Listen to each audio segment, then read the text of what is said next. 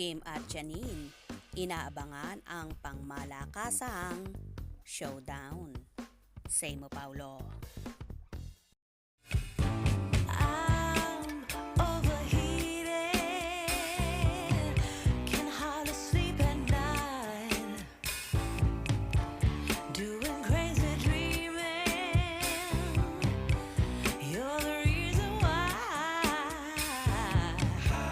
Hiding by the baby. Dati nang nachikang nag-iwasan noon sa ASAP sina Kim Chiu at Janine Gutierrez. Ngayon naman binubuhay na naman ang kafanihan ang rivalry ng dalawa dahil kay Paolo Avellino.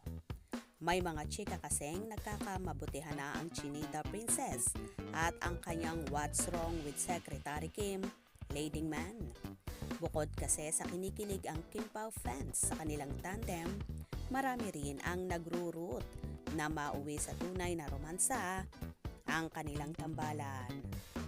Lalo pang pinaigting ang excitement nila sa announcement ng Dreamscape, ABS-CBN at ASAP sa iba't ibang SOCMED platforms tungkol sa kaabang-abang naganap ngayong araw ng Kim Pao sa nasabing Sunday noontime variety show.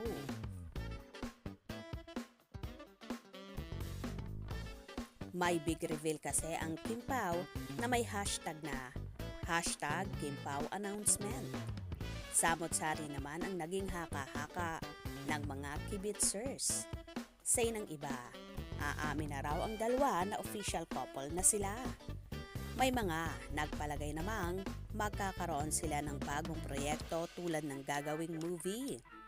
May ilan pang nag-opinyon na ang big reveal daw ay may kinalaman sa pagpapalabas ng nabanggit na kilig serye sa Free TV.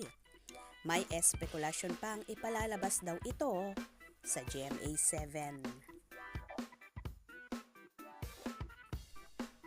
Abangers naman ang mga nagmamarisol sa guesting ng Kim Pao sa ASAP. May mga nagmamahadera pang nag-aabang na magiging eksena o showdown ni na Kim at Janine sa show. Pinangunahan pa ito ng ibang malamang daw ay umabsent si Janine sa ASAP para umiwas kay Kim. Sa naturang portal, hindi naman maiwasang pagkumparahin ng mga katkatera sina Kim at Janine. Hirit ng kibitzers, sakalam daw si Kim dahil natabunan na nito si Janine.